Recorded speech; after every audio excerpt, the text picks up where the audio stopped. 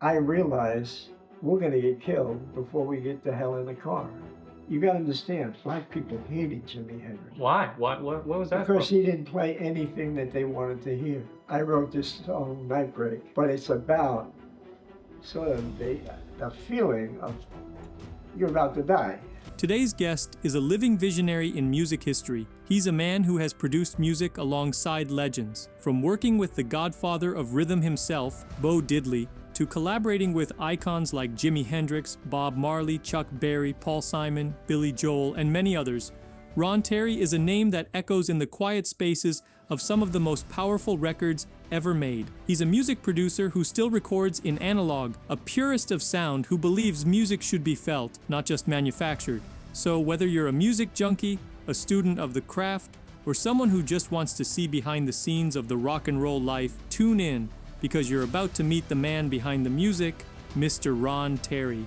How do you define when it's, okay, I know I'm good, it's their problem, they don't appreciate it, or it's, am I really as good as I think I am? You got to just do it. Okay. You got to just do it. Is there anything you regret not doing?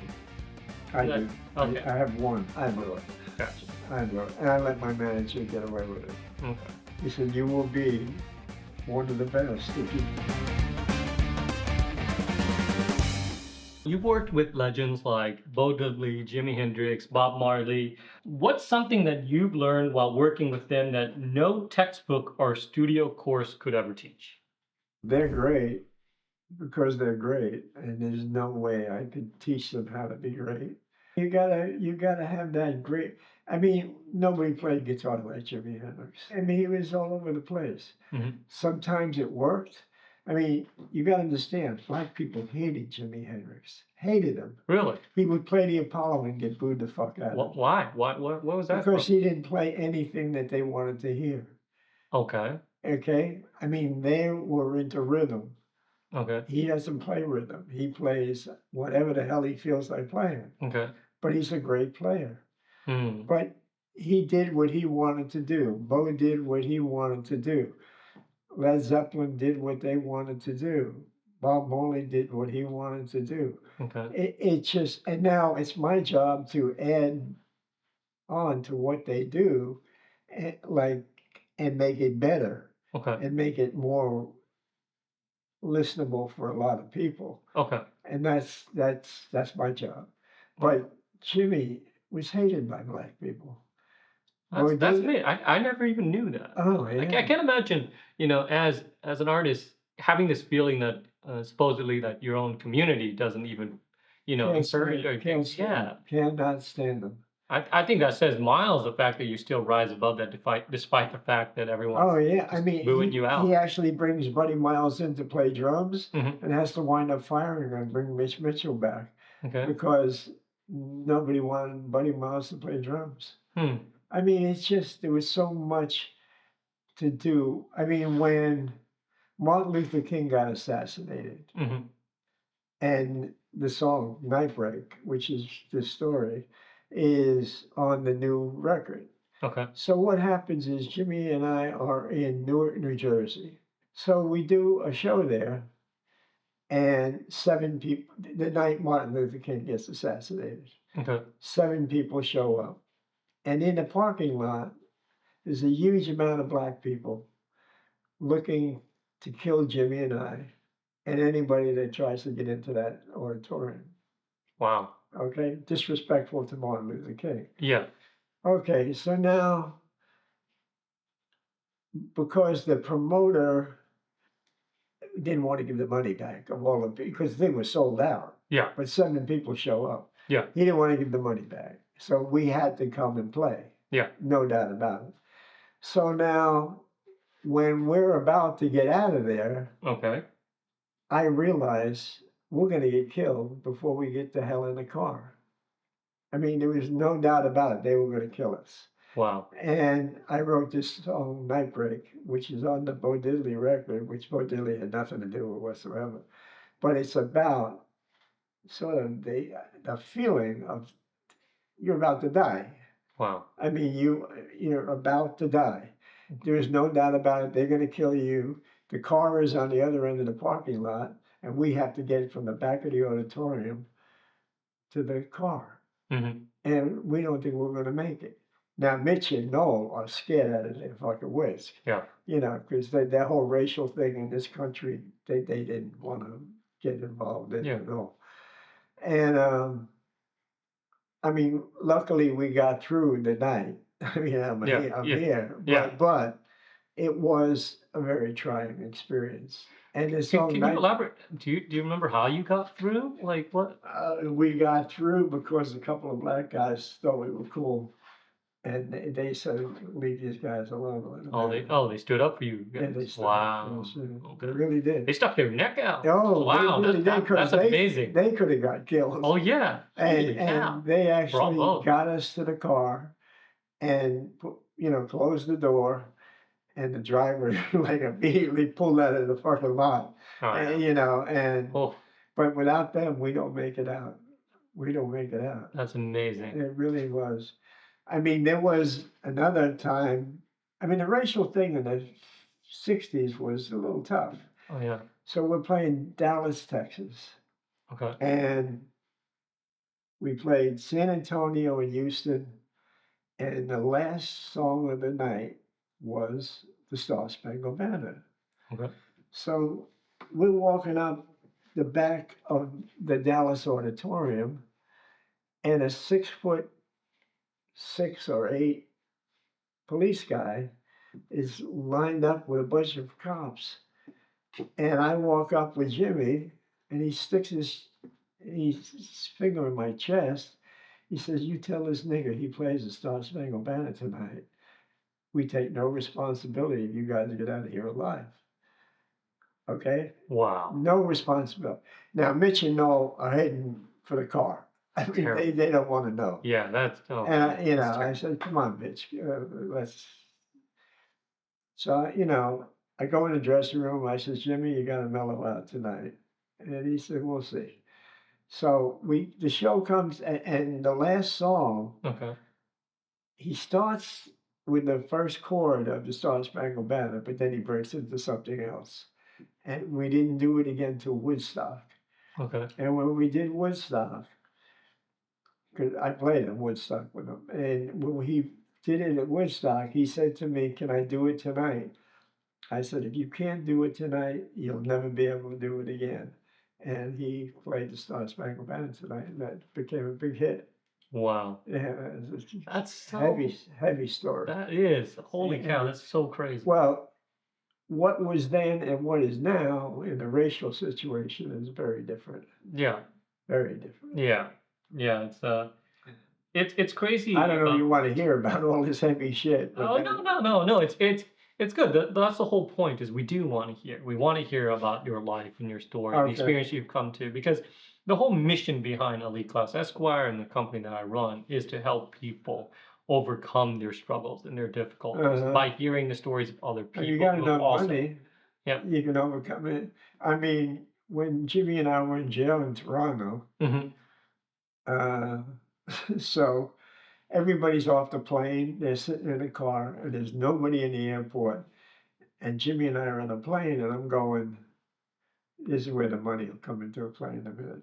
So I said to Jimmy, "Go in the bathroom and clean that bag of yours out, otherwise we're going to jail." Hmm. So he goes in and he says, "Okay, we're ready to go." So we go down to the airport, and we're going through customs, and we put these 2 American airline bags up on the counter, Hmm. and there's smack in an Alka-Seltzer bottle right on the top. I Okay. said, "Jimmy, you fucking crazy." So now him and I wind up in jail, Oh god. and they're not letting us out. But Okay. then there's a riot going on in Toronto, and they said, "Okay, we got to let these guys out." So now So you got saved by a riot, kind of. by a riot. Okay. Okay, now we play Syracuse. Then the show's over. We play Syracuse on Sunday, but we have to be back in front of the judge 9 o'clock Monday morning. Okay. Jimmy's attorney, Henry Steingarten, flies up in a private plane and picks us up at 6 o'clock in the morning in Syracuse. Okay. We fly to Toronto. So we get in front of the judge, and Jimmy goes, he didn't have anything to do with it. And then the attorney, Henry, says to the judge, come with me in the back. He's got $50,000 in a fucking paper bag. Mm. Okay? Okay. We were out of there in 15 minutes. Wow. Okay. 15 minutes. I got you. That's the thing is that money isn't everything, but the thing is money gives you options. It gives you a lot. It gives you a lot of options. But I think that if you put your self-worth in money, that's really a terrible route to go down. Right, Your right. self-worth should never be attached to money. But Right. money is a tool. It's just like anything Oh, else. It's an yeah. avenue to go where you want to go. Oh no! I mean, Jimmy played guitar whatever he wanted to play. Yeah. It wasn't to make money. Yeah. But if it got him money, he was very happy with it. Of course. Of course. But he wasn't doing it to make people happy. When he'd go to the Apollo, he would play Jimi Hendrix guitar. Mm-hmm. The people hated it. Mm. He gets booed off the stage. I mean, it's just. You know, I never knew this about Jimi Hendrix. The fact of how many times he's been booed, like as great as a talented he's Oh had. yeah, It's when like he how opened for often the he's been. Monkees, he got booed. Then when he played with black people, he got booed. That's crazy. Yeah, That it was those days we went through a lot of shit. wow. We went through a lot of shit. So just leading into this is that this goes along the lines of with all the people that you've worked with, is that this movie that you've got coming up as well. It's the Okay. Bo Diddley movie. Well, I'm doing a tribute to Bo Diddley and Chuck Berry Okay. again, but I'm also going to do a Janis Joplin one, and I'm going to do probably another movie about Jimi Hendrix. I did one in 1998. I'm Okay. doing it, but this Kind one, of a little more updated one. yeah, Right? this one's going to be real. Okay. I didn't know anything about the movie business. Okay. So they hired a guy who didn't even know how to hold a guitar. Mm. Okay? Yeah. But he was good looking. Yeah. He was on a hit TV show. Yeah. And he was 6'4".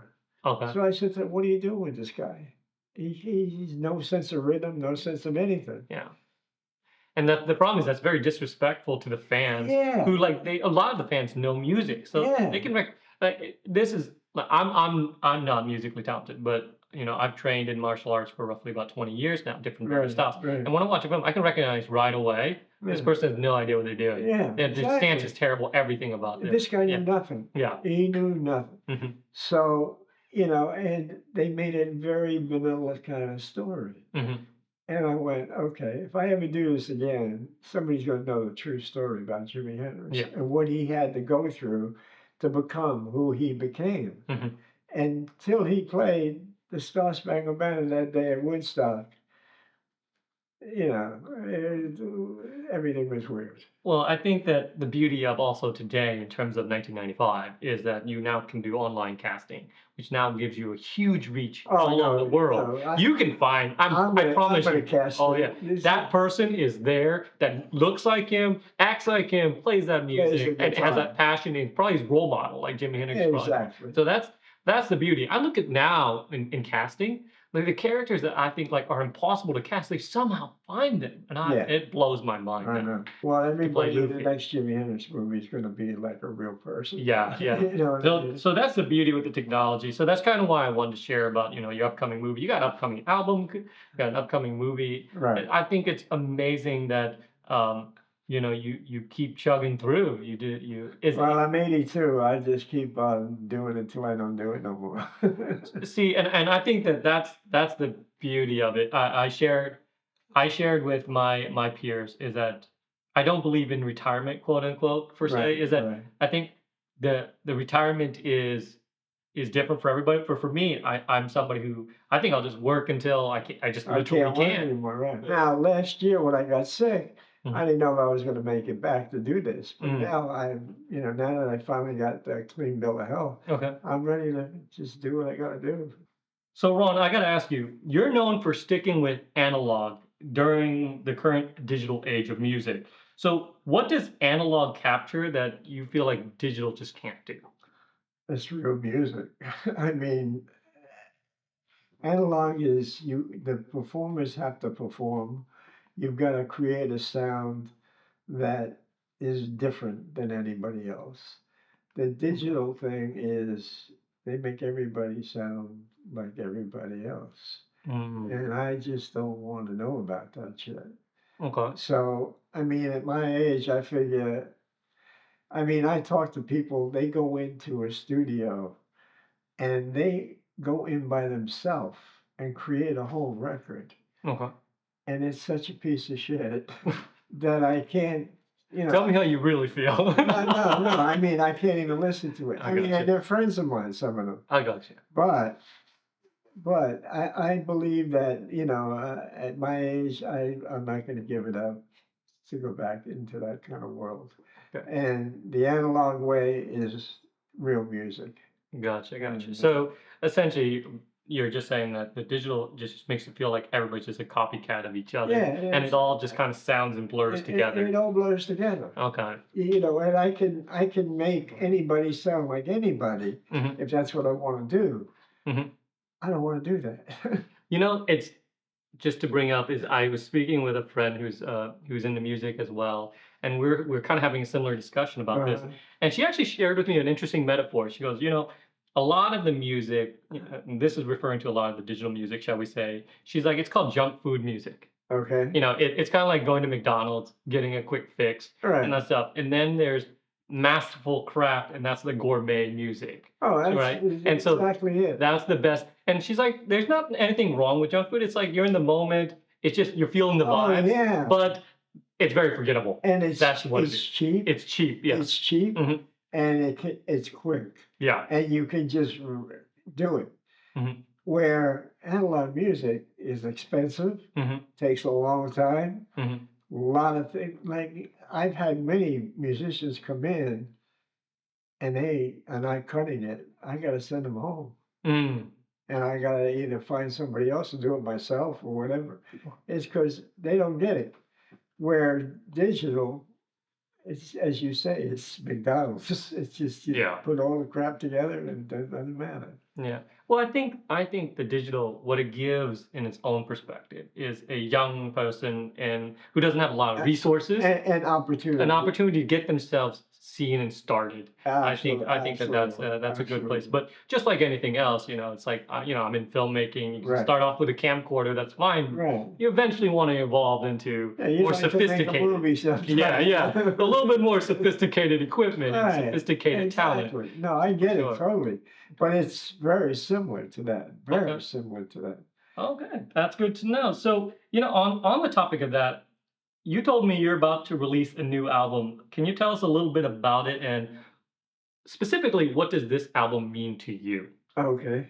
Um, well, Bo Diddley and I worked together for a long time. Mhm. Many albums. And then we did the 20th anniversary of rock and roll because Bo and Chuck Berry really started rock and roll. Uh-huh. Okay. So I got a pretty decent budget to do it, like something like $350,000 to do it, where today you don't get anything close to Mhm. that. Yeah. And so what I did, and then Sinatra and Danny Kaye and Les Smith owned a studio in Seattle, Washington. Mhm. So they said, record the thing here and then do everything else you want wherever you want. So what I did is I went to Seattle, Washington, and this is a special album. Mhm. And I put all the tracks down. Mhm. And then I flew Bo into Seattle and put all the vocals down, the lead vocals, Mhm. the ones that I didn't do with him. There's a couple that I did with him, or I did alone. So now we put the vocals down, and then I said, okay, go home. And he says, I'm done. I says, you're done. And then I flew around the world adding artists. I added Billy Joel in Miami, Florida. I added Joe Cocker and Mad Dogs and Englishmen in Europe. And, now most artists don't really impress me. Okay. Joe Cocker blew my fucking mind. Really? Let me tell you. Why exactly? He is so good, but Mad Dogs and Englishmen would come in exactly where they were supposed to come in. when Okay. I was teaching him. Joe Cocker came in wherever Joe Cocker felt like coming in. Okay. I mean, it just, so this goes on for a couple hours and then finally, but he is so overpowering. Hmm. So finally I go out and I get everybody together in the room and I go, we're coming in where he comes in. Don't even think about coming in the right place. Mm. And when you listen to Ride the Water and you listen to Not Fade Away and a couple of songs that Joe Cocker sang with Bo Diddley, Hmm. Bo Diddley disappears. Wow. Joe Cocker just fucking blows him out the door. Blows everybody out the door. I mean, he is, That's a big statement. yeah, That's a big well, I statement. mean, him and Otis Redding are the two best singers I ever worked with. Wow. And so when he sang on the record, I mean, it just blew people's mind. Okay. I mean, it just changed my whole idea of what rock and roll should be and what you know. Then I realized certain artists, you got to just let them do what they got to do, Okay. and that was it. And but that album changed Bo's career completely. See, Bo always wanted to be, how's the word? He would like to be attractive to white people Okay. because that's where the money was. Okay. Okay, Bo is about money. Okay. So when we did that record, he went from being an R&B artist to being a main rock and roll artist. Mm. And that record really took off. Hmm. And the idea that he's working with Billy Joel and Joe Cocker and a whole bunch of people like that, it just, everybody looked at him different. Hmm. You know, and he wasn't a black guy anymore. He wasn't a white guy. He was just the guy. Yeah. Yeah. And then when I did the movie in '85 with him, which was the 30th anniversary of rock and roll, he does an interview with me and Ronnie Wood from the Stones. And he says, when I was younger, I played to black people over that side, white people over that side. And then I just played to the wall straight ahead because I didn't want to piss anybody off. Mm. So when you hear that, you realize how these guys grew up Wow. Yeah. and what these records meant to them and how their careers evolved. We do that album in '75, and then the Grateful Dead Hmm. hire him to open up 82 dates around the world. Wow. Bo Diddley is bigger in Europe and Australia than he is here. Okay. And going out with the Grateful Dead, which was a really white, Yeah. really Yeah. white Yeah. band, Yeah. it changed his whole life. That album and that thing changed everything.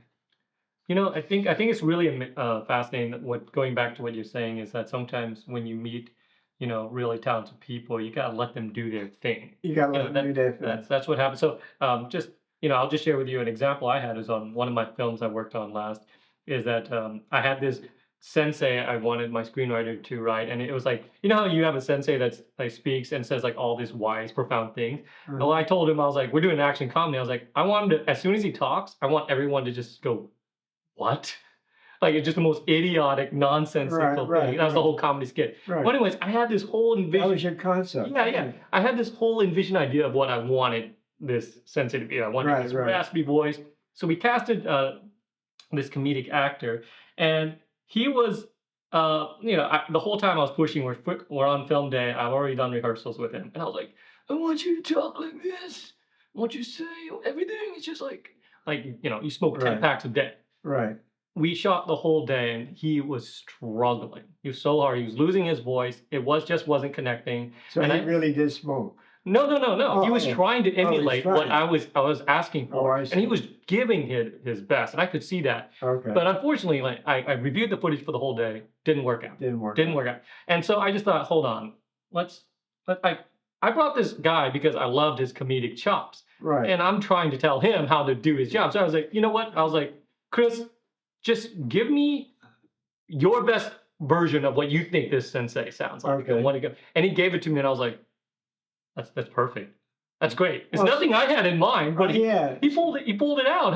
Oh, yeah. I was like, okay, scrap everything I just told you. Whatever I just said, I want to go with you. Sometimes you and I are wrong. Yeah, You gotta learn to pick up what the great artists are doing yeah, and let them do their thing. yeah. Because if you don't, and you force them to do what you want them to do, you're not always right. I'm definitely not always right. Yeah. So you gotta let a Joe Cocker or this guy or Yeah. whoever we're talking about do their thing. Uh-huh.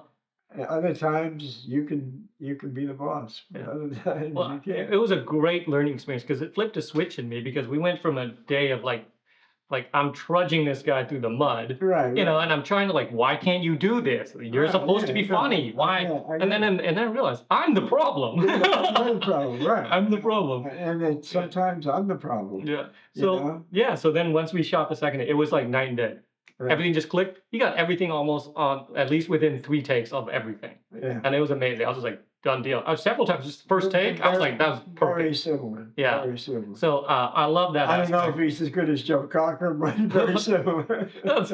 Well, different industry, different Yeah, talents. yeah, You know, but exactly. I think it's. I love that in the artist world, and something I wish we saw more of is letting the artists be themselves and Right. really letting them shine in their craft. Right. And that's what it comes down to. Yep. Okay, so can you, adding more to this album, would you say that this album you're releasing is kind of like your life's work, kind of like all accumulated? or- Bo and I had all these tracks that we did together over many, many years. Okay. So I just managed a guy, and he spoke to them and at Sun, and they went, "Oh yeah, we love that," Okay. and they listened to it, and then they interviewed me and all that. And they go, "Oh, we really want this record." Mm. And what it is an accumulation of songs I did with Bo.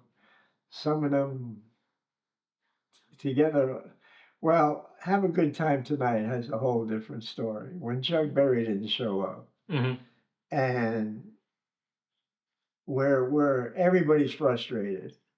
And so I said to the crew, go out and buy chicken and wine and beer. And I say to Bo, hey, you cook. You're going to do the barbecue. I'm going in the dressing room and I'm going to write this song. So I go in the dressing room and I write Have a Good Time Tonight.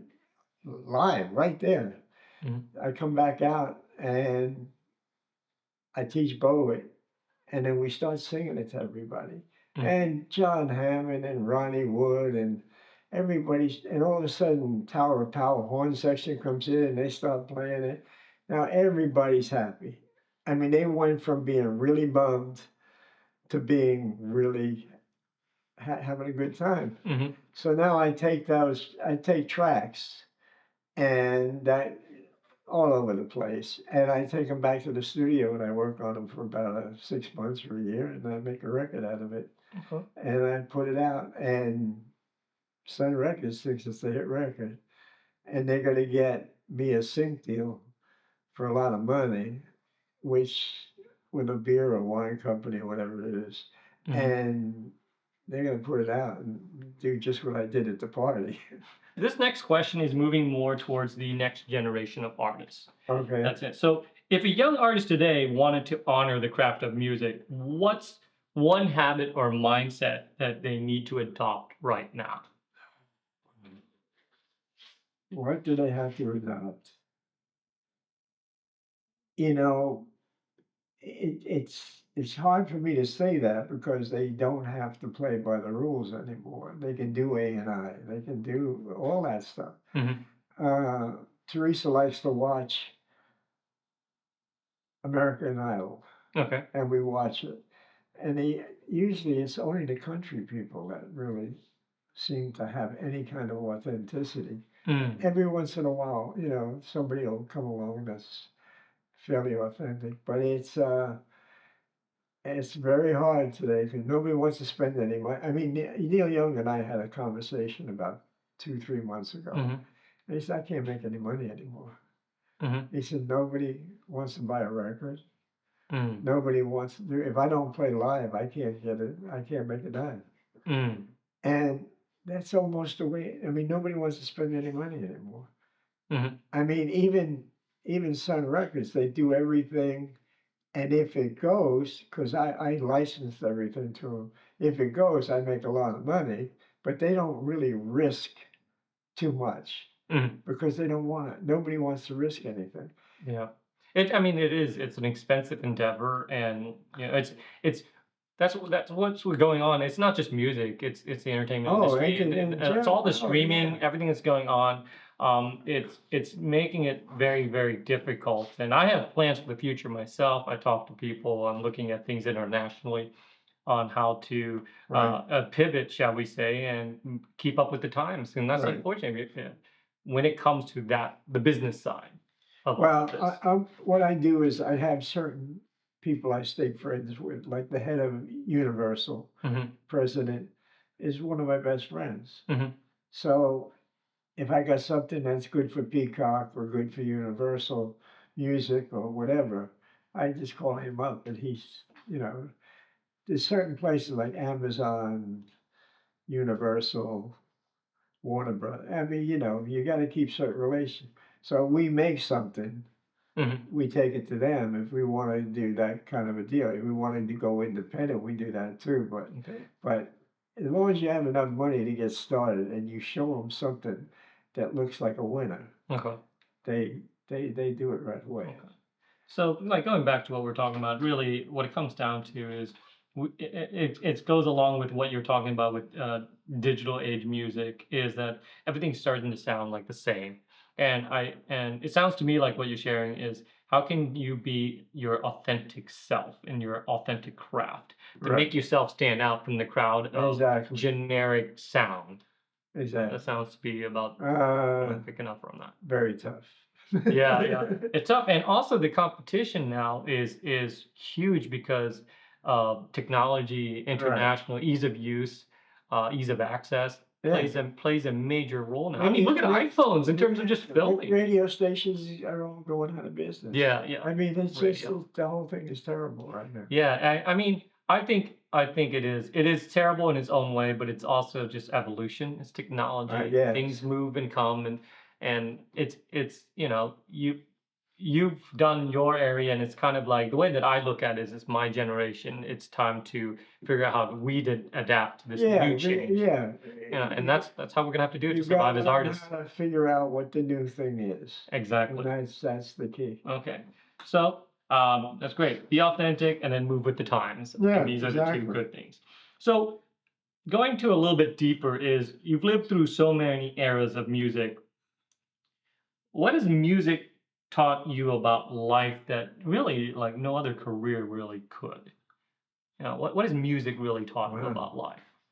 If you're not authentic, you have no shot. Wow. No shot.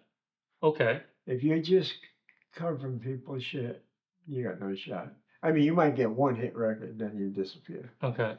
If you're not authentic, don't even bother. Okay. So basically what you're saying, you'll never make it as a cover artist, Never. right? Never. Okay. Okay. Well, that answer is pretty quick, and I think that, like I said, that says a lot. I oftentimes ask myself if am I doing because on my end is I'm making art. I grew up in the arts, but I also do a lot of business end of it, Right. and oftentimes I have to stop and ask myself, am I sacrificing the integrity of the art for the business end? Right. Look Or at that- Jimmy. If Jimmy would have given in to the black people, Mhm. he would have changed the way he played. Yeah, they just kept But booing he him said, off the "Fuck stage. you, I'm Yeah. going to play the way I want to play." Okay. And that was it. Wow. Same thing with Bo Diddley. Yeah. The ones that really make it do what they want to do. Okay. Yeah, I share that with a lot of people. I think that yeah, if you really want something, and that's what I've learned. It's really hard. I do a lot of coaching as well for young men, and is that when you really want something, you'll go after it. Right. You'll do what you have to do Right. to go through it. And oftentimes, what I hear a lot is people is they want to do something, and that's about as far as they're gonna Yeah. go. Well, the You know what minute I they mean? realize people don't like it, they stop. Yeah. Yeah. And you can't do that. Yeah. You got to just keep on pushing. So here is a question I do want to ask you then on that topic. Okay. Is there is the subject of people don't like it, and then Right. this is what you like to do. Right. But where is that line drawn when people don't like it because it's just purely preference, or people don't like it because it's you. You're, maybe delusional, shall Oh we say, yeah, in your oh yeah, talents. oh yeah. Some How do you people. define that? How do you define when it's okay, Um, I know I'm good, it's their problem, they don't appreciate it, or it's am I really as good as I think I am? you gotta just do it. Okay. You gotta just do it. And if they don't come around, see how Okay. it goes. Okay. Okay. So persistence. You just got to There's, persist through definitely, with that. And my other question is this: is there anything you regret not doing? I That do. okay? I have one. What is that? In the early 70s, I had a good singing style. Mm-hmm. Combination of black and white, Mm-hmm. you know. And Van Morrison and his producer, Teddy Templeton, loved it. Mm-hmm. And so Van got in touch with me and said, I really want to produce your record. And I went, okay. And then I had a manager named Paul Cantor who was Dionne Warwick's manager. Mm-hmm. And he was a business guy. Mm-hmm. I mean, and he worked, he was always trying to make the most of money. I mean, with Dionne Warwick, that's what it was. Mm-hmm. They send me a contract, which is not a great contract. I Okay. mean, I get a bullshit thing and they make most of the money. And, Okay. and Paul Cantor said, I'm not letting Ron sign this. So they hassled back and forth for a while. Everybody walked away because it got to be too difficult. Now, in reality, because Van and I talked about it later on in life, if the first one would have been a hit, I wouldn't have needed Van Morrison after that. I wouldn't have needed a contract anymore Mm-hmm. because I had a style that people seem to really get into. And I eventually would have come out okay. Mm. But I blew it. Gotcha. I blew it. And I let my manager get away with it. Okay. And then, Well, it's a very valuable lesson learned yeah, I mean, through that it process. was the way it was. Yeah, it says. So the other question is this: is there something you're still hungry to create? Oh, just do what I do. Just do what you do. Yeah, do what you do. Okay. I mean, the idea that at 82 years old, I got a new record coming out. Yeah, I mean, that's amazing. And I have another that's one incredible. coming out after it. And a movie and all this other stuff. It's like, okay, that's cool. Yeah. And I'm going to just do what I do until I can't do it anymore. See, I think this is why we connect so well because that's what I imagine in myself as well is somebody who I can't sit still. Right. I always got to be working on something. Right. And so I relate a lot to that, and that's why I love talking to you and Right. getting to know Well, you. my wife helps a lot too. She Of course. really keeps my shit together. Of course, that's something on my channels across is I think having a great partner plays Oh, such a it's significant role in the quality of your life, but in also in your ability to do things. Well, she kept me alive for like a year and a half. I Wow. mean, when I went through all this, I mean, she was getting up 5, 7 o'clock in the morning, and That's I mean, and she really kept me keep going. And then, and without her, I don't know, I might not be here. that's amazing. Well, thank goodness for her, right? Yeah, thank goodness for her, for sure. That's incredible. Okay, so I do have a closing question, Go which I ahead. like to ask everybody. All right. Is So it's a personal question. well, it's a little bit, but it's one of the things that I always aspire for is to help people find answers. And Okay. and I look for this in my life. I have a lot of mentors, and my goal is to I look at the road in front of me, and there's a whole bunch of potholes. And if I can see all the potholes, I don't have to trip in every single one of them. It Right. makes my life a little bit easier if I can Oh, do that. you got to see those Yeah. potholes. So my question for you then is, what is the single greatest piece of advice that someone shared with you that made the biggest difference in your life? What was that like? Something you took and you ran with it, Wow. really made a huge difference in your life.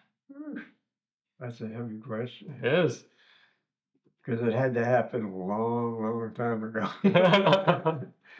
uh, Probably Jerry Wexler, who was the head of Atlantic Records. He was like my godfather. Okay. And he saw a certain talent, musical talent in me.